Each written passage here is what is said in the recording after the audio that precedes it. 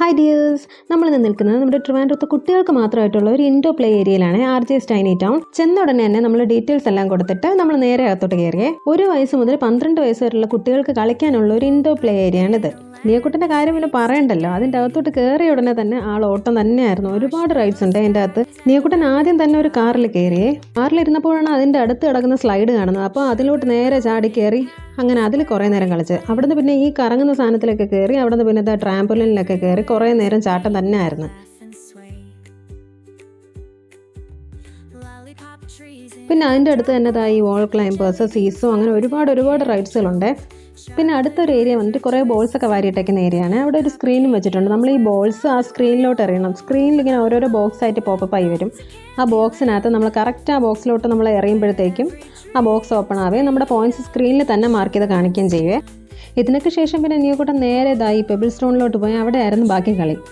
അതിൻ്റെ ഇടയിൽ കണ്ട ഒരു വലിയ ചെറിയ കുട്ടിയിരുന്ന് കളിക്കുന്നത്.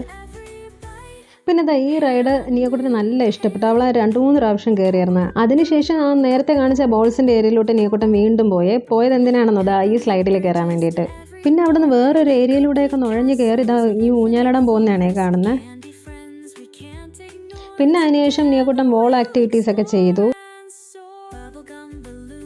പിന്നെ ഈ കാണുന്നില്ലേ ഈ ബോൾസ് എല്ലാം ഇങ്ങനെ കുറേ കുമ്പാരം പോലെ ഇട്ടേക്കുന്നത്. അവിടെ നിന്ന് ഈ ബോൾസ് എടുത്ത് ഈ മെഷീൻ്റെ അകത്തോട്ട് നമ്മളിങ്ങനെ വെച്ച് കൊടുക്കുമ്പോഴത്തേക്ക് ബോൾസ് നേരെ മേളിലോട്ട് കയറുമ്പോഴത്തേക്ക് മുകളിലൊരു ഏരിയ ഉണ്ട്. ആ ഒരു പോർഷനിൽ ഈ ബോൾസ് എല്ലാം വന്ന് നിറയുമ്പോഴത്തേക്കും അത് ആ ലിഡ് അങ്ങ് ഓപ്പൺ ആക്കുമ്പോഴത്തേക്കും മഴ പെയ്യുന്ന പോലെ എല്ലാ ബോൾസും കൂടെ താഴോട്ട് വന്ന് വീഴും. കാണാൻ നല്ല ഭംഗിയായിരുന്നു.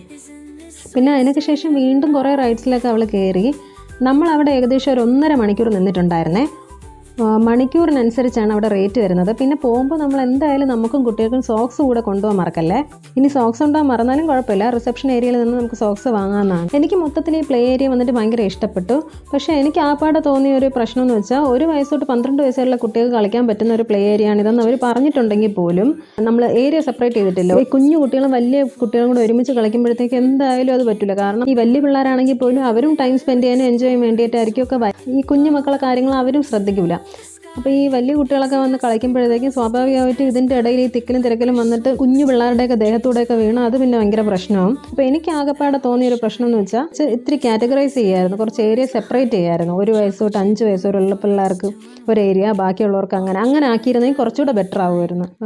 ഒരു കുട്ടിയാണെങ്കിൽ ഒന്ന് നിയക്കുട്ടൻ്റെ ദേഹത്തൂടെ വന്ന് വീണത് കാരണമാണ് ഞാനും ഹസ്ബൻഡും അവളുടെ പുറകെ ഇങ്ങനെ നടക്കുന്നുണ്ടായിരുന്നു. അപ്പോൾ മൊത്തത്തിൽ എനിക്ക് പാർക്ക് ഇഷ്ടപ്പെട്ടു. ഞാൻ പറഞ്ഞ പോലെ ഈ ഏരിയ സെപ്പറേറ്റ് ആയിരുന്നെങ്കിൽ കുറച്ചുകൂടെ ബെറ്റർ ആവുമായിരുന്നു. അപ്പോൾ നമ്മുടെ ഈ ലൊക്കേഷൻ വന്നിട്ട് ട്രിവാൻഡ്രം തിരുമല വേട്ടമുക്കാണ്. ഇവിടുത്തെ ടൈമിംഗ് വന്നിട്ട് മോർണിംഗ് 10 AM to നൈറ്റ് 8:30 വരെയാണ്. അപ്പോൾ ഇന്നത്തെ വിശേഷം ഇത്രയേ ഉള്ളൂ.